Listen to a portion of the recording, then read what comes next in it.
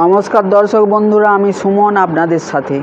EPF 95 pension উপভোক্তাদের যে update আমি প্রতিদিন দিয়ে থাকি। দেখুন বন্ধুরা, গতকাল বিকালেও কিন্তু কেন্দ্রীয় ক্যাবিনেটে যে মিটিং হয়েছিল সমমন্ত্রীর উপস্থিতিতে, তার সুস্পষ্ট কোনো খবর আমরা এখনও পর্যন্ত পাচ্ছি না। তো আমাদের একটা প্রশ্ন জাগছেই যে এই মানুষগুলো আর কতদিন ধৈর্য ধরবে, কতদিন? 14-15 বছর ধরে এই আন্দোলন চলে আসছে।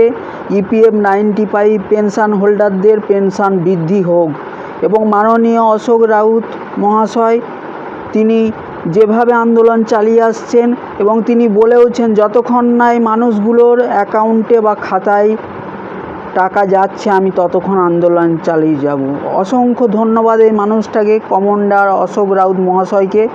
তো বন্ধুরা, আমরা এটাই জানাতে চাই এবং সরকারের কাছে এটাই অনুরোধ করতে চাই যে দয়া করে আপনারা এই মানুষগুলোর দিকে তাকান এবং এই পেনশনের ব্যাপারে একটা সুরাহা নিয়ে আসুন। এই মানুষগুলো তারা কেউ আধা সরকারি অফিসে কাজ করেছেন, কেউ বেসরকারি কোনো কারখানায় কাজ করেছেন। এই মানুষগুলো তাদের শ্রম দিয়েছেন এক সময় এবং সেই শ্রমের বিনিময়ে তারা এই বৃদ্ধ বয়সে একটা সম্মানজনিত টাকা চাইছেন, কিন্তু সেই টাকাটা তারা একটু বাড়াতে চাইছেন। তাদেরকে আপনারা যেটা দিচ্ছেন সেটাতে কিচ্ছু হয় না, সেটা একেবারে কেউ 874, কেউ 974, কেউ 1000। এতে আজকের দিনে যা মূল্যবৃদ্ধির বাজার, তাদের কি করে চলবে? যেখানে সরকারি চাকরির ডিএ পাচ্ছে, সরকারি চাকরির মাইনে পাচ্ছে 50,000, 60,000, এই মানুষগুলো কিভাবে চালাবে? এটা তো সরকারের অবশ্যই বোঝা উচিত।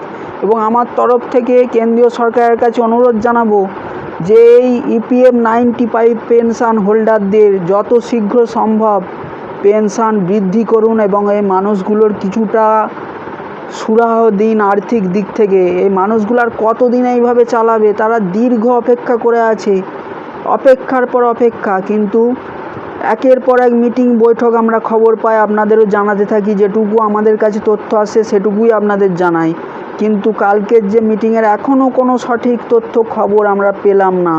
এই জন্য এই ভিডিওটা বানাচ্ছি, কারণ যাতে এই মানুষগুলোর একটু সুরাহা হয় সরকারের কাছে, এটাই আমাদের অনুরোধ কেন্দ্রীয় সরকারের কাছে। এই মানুষগুলোর একটা সুরাহা করুন এবং আপনারা অন্তত 7,500 থেকে 9,000-এর মধ্যে এদের পেনশনকে বরাদ্দ করুন এবং যে মহার্ঘ ভাতা ডিএটাও বরাদ্দ করুন, যাতে মানুষগুলো একটু বাঁচেন, সুন্দরভাবে তাদের সংসারটা চালাতে পারেন। দীর্ঘ সময় ধরে তারা এইভাবে চালিয়ে আসছেন এত কষ্টার্জিতভাবে। দয়া করে আপনারা একটু এনাদের দিকে তাকান এবং দেখুন, এইটুকুনি আমরা বলবো। নমস্কার।